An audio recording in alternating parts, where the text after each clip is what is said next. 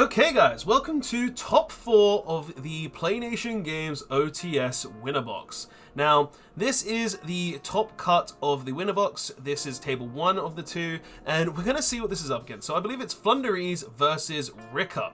So we're going to see if Floowandereeze is going to be good enough. He goes ahead and uses Pot of Extravagance to start off, banishing 6 random cards from his extra deck and drawing 2 cards. What is the Floowandereeze player going to do? So he's going to Terraforming, opening that very good one-off, searching out the map, which will allow him to go ahead and reveal a Floowandereeze monster. Revealing a Egglen, which is very good because that allows him to banish the Robina, and then he's going to get to normal summon the Egglen and use Robina as tuning 2 to add the Robina to then go ahead and normal summon said Robina and grab the M-Pen from his deck to his hand. He then uses Robina, which will allow him to go ahead and grab a DD Crow. And sorry that the quality seems to have gone down a bit, guys. I don't know why that is. Like, this was in a different room, so maybe it's the lighting. But he does go ahead and normal summon the M-Pen and grabs the Dreaming Town, and then he's gonna probably normal summon? No, he's not normal summoning. He's just setting a ton of cards and passing turn with the M-Pen. So he does go ahead and Featherstorm the Rikka player. That's gonna be tough on him because Rikkas do need their monster effects. They need to be able to use their trees, and he does just go ahead and pass. Will the Floowandereeze player be able to OTK then? Like, can he get his opponent down to 0? So he does go ahead and use the map, revealing the Egglen and then banishing Stry, adding back the Robina after normal summoning it to go ahead and then grab the Apex Avian. Okay, so some pretty good stuff going on here for him. He normal summons the Robina, going ahead and grabbing, I don't know, maybe, yeah, okay, so he grabs Toucan. Okay, that's good for him. Going to go ahead and link, or tribute goes off now, sorry, not link, this deck doesn't link summon, and uses the effect to get that back in Apex Avian, and he normal summons Fossil Dino, dealing not 8k, but I think Fossil Dino, M-Pen, and Apex Avian, that's enough, and also a Featherstorm. So yeah, it looks like the Rikka player was just like, nah, not having this, I scoop. So they're going to be going into game 2 now. Let's see how game 2 is going to go. Will this Rikka player just be able to build his entire board? Will he be able to do some cool stuff? Because I'm going to be honest, guys, I don't know exactly what Rikka do. Like, I've seen the deck, obviously. I do know that some of the choke points, but Rikka, there are a lot of the cards where I don't really know the combo lines. Like, I do know what the cards do, obviously. They've got Con they can set from the deck, contribute the opponent's monsters. They've got, obviously, the Sun Avalon cards as well, which revolves around the Sunseed stuff. Like, there's choke points, but it's going to be interesting to see what the Rikka player can do and what kind of board they can make, because I don't really see a lot of Rikka games. Like, I know they were able to win Euros and everything, but I want to see how the deck actually performs here. So the decks have both been shuffled up, they've sided. Let's go ahead and see how this is going to go.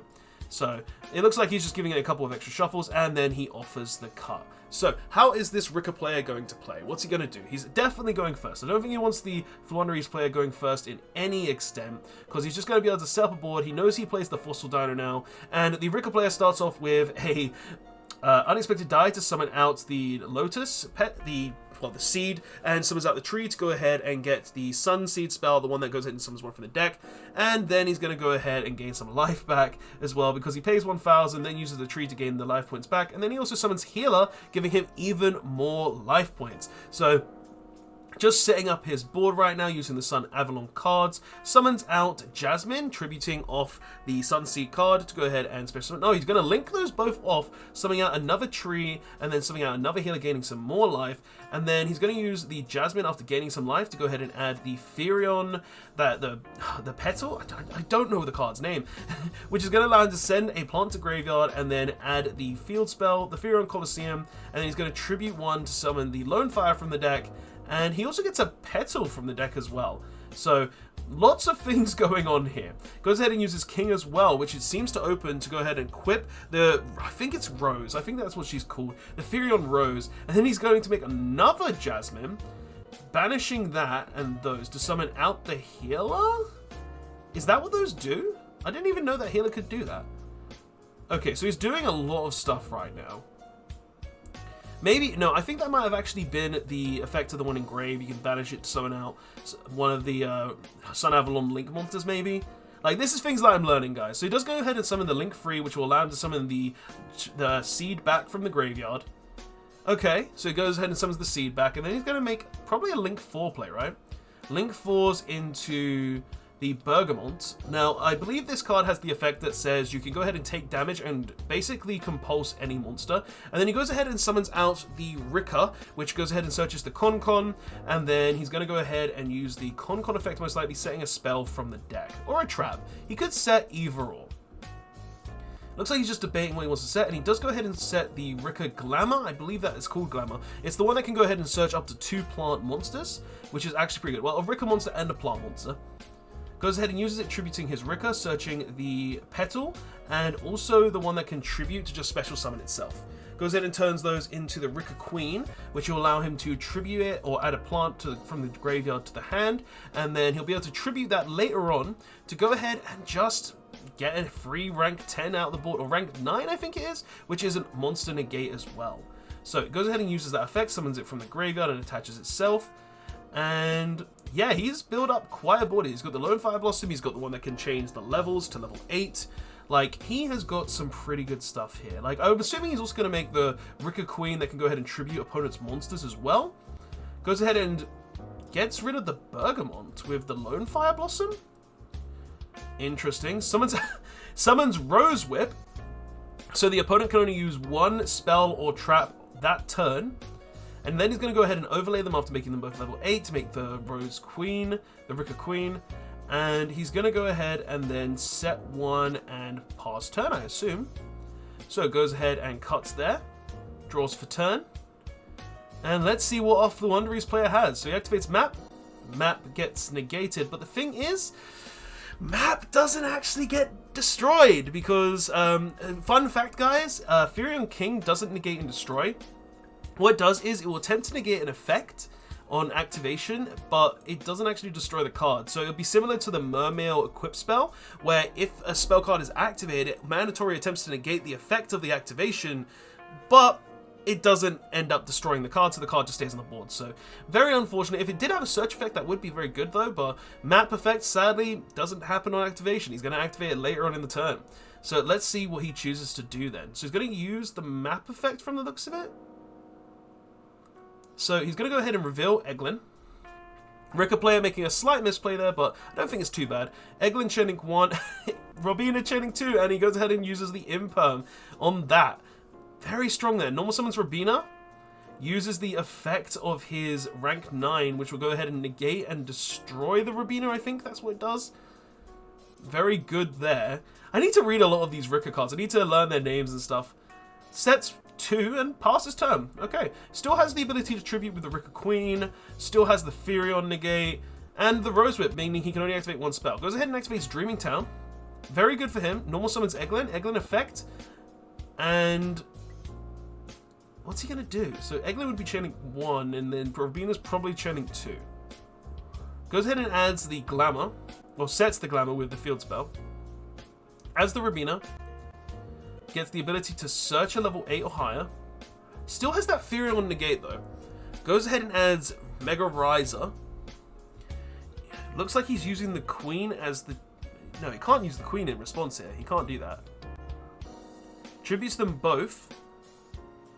Normal summons M-Pen. Okay, that completely prevents the Queen from being able to tribute stuff now, which is good.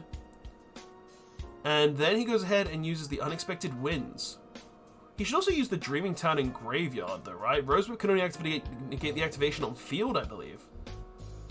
So I'm confused to why he didn't use the Dreaming Town. Because I'm pretty sure, unless it says spells and effects, I'm pretty sure you can do it though. Because it's just an effect that you're activating. You're not actually activating a trap card. I'm curious now if Rosewhip does that. So he's going to go ahead and activate the Petal Engrave, which is going to allow him to essentially negate a monster. Okay, or he added it from deck. I don't know at this point. Like, he's gone through Grave, he's gone through deck. He might just be using it in Grave to stop this Robina effect. I think he's doing that, though. So he uses it. Okay, but how's he getting rid of the M-Pen? Oh, no. What did he do with the M-Pen? Unless... It looks like the Floowandereeze player just scooped anyway. So, that's That's interesting. I don't know. I think at that point he just realized he lost anyway. I don't think there was any way for him to win. So I think the game just kind of like, oh, we're going to stop now. I'm losing. I'm going to go into game 3. And we're going to see if we can win in the next game. So they're currently siding. We're going to see how that goes. It looks like the Floowandereeze player is siding a lot. Changing a lot of cards in his deck. We'll have to see what he chooses to side out and side in. What will be the best cards here? And how will the Rikka player side? I'm actually curious about that. How would the Rikka player change his deck in this situation? Like, you're going second, so you do have a lot of different options to go ahead and put in. Interesting. We'll have to see. We'll have to just see. What are the best options for going second? Oh, well, they are in game 3, which makes this actually interesting. Because a lot of the games that we've recorded for this tournament, some of them have just ended in, like, one has ended in game 1, funny enough, with the Floowandereeze player here. And then the other ones have just continued. Like, they went into game 2 and then they just lost. Like, I think we've only had, like, 2 matches this entire tournament so far that has not been a 2-0. So it's going to be interesting to see what this Floowandereeze player is going to do going into game 3. Okay, so they both draw for their turn. And let's see what this Floo player is going to do. So he activates Unexplored Winds, discards D-Shifter, and then sets 2 and passes. He activates Anti-Spell Fragrance, but I think that's more of a hindrance to him, isn't it? Because he needs to draw, like, or get to a Robina or something. But it looks like the Rikka player just sets 2. But what can he play through this? Can he? It looks like they might have both bricked though. Okay. Maybe there's a chance for this Floowandereeze player. Where is this going to go? So he sets 1. So it looks like they both bricked. Or the anti-spell fragrance just stopped him from, and he got drawn and lockbirded. This Floowandereeze player is not in a good position. If he just drew Robina, that drawn lockbird would just end his turn. Okay. So let's go ahead and see what the Rikka player is going to do. He's going to go ahead and summon the Petal. He's going to flip summon a Rose Whip. Okay.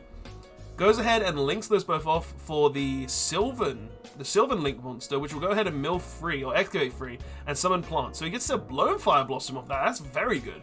Lone Fire's effect will tribute off, summon out a Sunseed. Okay. Summons out the tree.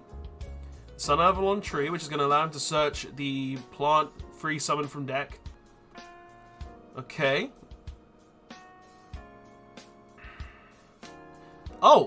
Oh no, it must only be able to use this effect in the extra deck. Because they just both put it back in deck. So unless it's, if it's summoned to the extra monster zone. So they must have misplayed there. Uses the link free, summons itself with the plant, and well with the normal monster, summons a Bergamot, activates Discolosseum, which is going to go ahead and search out the Rose. I think I'm pretty sure her name's Rose. I'm probably wrong, but it's the Firion plant that can go ahead and just special summon itself and search any Firion spell trap. Goes ahead and uses effect, equips the Firion King, making it essentially an Omni Negate and a search. Attacks for some big damage. Okay. I don't know how the Floowandereeze player can out this now, because they need to draw something just absolutely insane, right? Draws for turn. And yeah, he just scoops. That is all that they can do at that point, and it's very unfortunate. It looked like he even revealed the spell card, so he did need to be able to activate that, but the anti-spell fragrance just prevented that. And even if he could activate it, he was also under anti-spell. He was under an Omni Negate on the opponent's board. So sadly, that is how the top 4 went. Sadly, the Floowandereeze player bricked, but the Rikka player did get to come back after that game 1 where he got hit with pretty much everything.